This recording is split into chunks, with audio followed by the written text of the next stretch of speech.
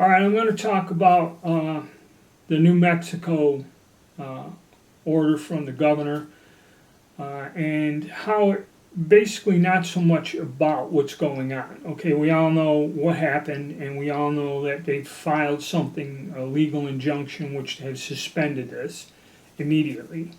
Okay, I just got done doing a video about New York State gun laws and this background check thing and how it's looking like, just like this New Mexico governor's decree, the gun grabbers are exposing how they're going to use their new tactics. Probably coming up here, you're going to see more of this in the very near future. Okay. Uh, like I said, in New York State, the state running background checks on the ammo uh, leaves the door open for them to compile records of who's buying what, how much, and all this other stuff.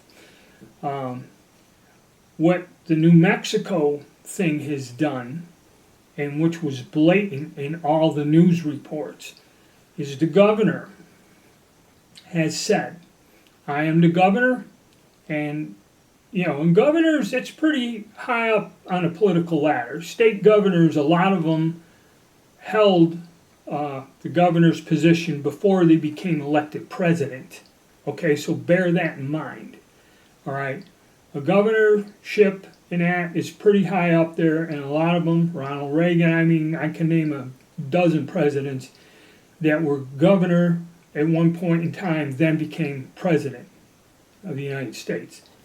So when somebody like this starts running their mouth, whether they're right or wrong, this is somebody, important. It's, you take note, okay? So when this governor had that decree and, said, I'm invoking my power as the governor under, and this is another thing, under a health risk or a health crisis. Okay, this is not overthrow of the state, or this is not like saying a terrorist group or some kind of group is armed in this. They use this as a health crisis. Now we all know that YouTube has issued their own thing that in the future now, if you speak out against the World Health Organization or the CDC, and if you post anything that disagrees with any health issue, you're automatically shut down. Okay, that's in the rules here. All right. So using gun violence as a health crisis, okay, and this is probably recognized by the CDC in this, which are not elected government officials. These are organizations that give out suggestions. This is not an elected government or elected officials or a legitimate lawmaking thing. They put out directives and warnings and all this other stuff. So the governor uses health thing and her powers as governor, because of a health crisis, has issued this statement. And this person has gone on TV and said, none of your constitutional rights are without limit. Okay? I can say it's a health crisis, and I can limit or suspend your constitutional rights as my power as governor, in my authorized powers as the governor of this state. That's the critical thing that we have to look at here. This individual says, I am the governor and I have the authority and the power to issue a health emergency and put a stop to all of this gun violence. Okay. Well, it's unconstitutional, some people it's actually a felony, it's against the law to do that. And it's, governor, no, it is not. Okay. They stopped it, they suspended it, law enforcement won't enforce it. But they're showing the mindset of elected officials, okay, and how they cannot change things by the laws of this country.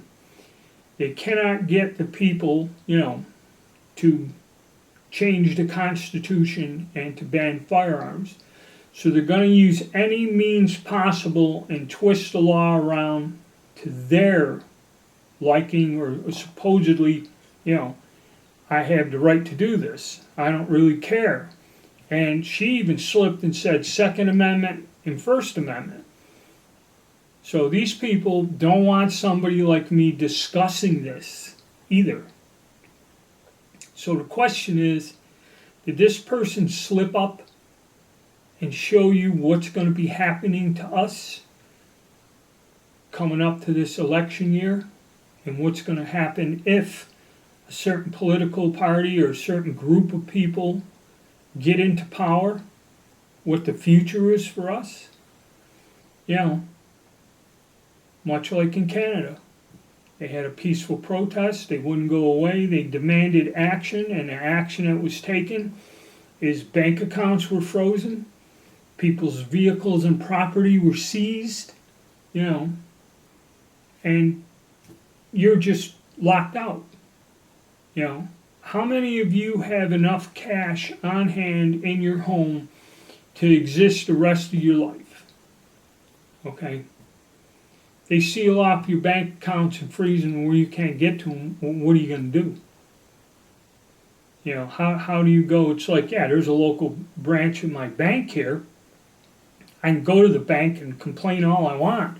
But if it comes from somewhere else, higher up, and they just froze it, there ain't really a whole lot you can do. Okay? And these are things we got to watch out for. Okay? Between the New York governor and this New Mexico governor, they're showing you the mindset of certain people in political office. And it's a very big warning of what's going to come here, I believe, within the next year or so. You're going to see more of this. Either between with the ATF and their shenanigans, okay? And then again, state laws, you can't really, those are in the state. If the state says you got to have a background check for ammo, you got to have a background check for ammo. All right? They were lucky in New Mexico with this no one can possess a firearm type thing. They put a stop to that pretty quick legally. There was some sort of injunction. But this is showing you what these people have on their minds and what they're scheming and planning to do here, probably in the near future. All right? So stay vigilant, guys, and keep an eye on these developments. All right? Hit the like button, subscribe, and stay tuned.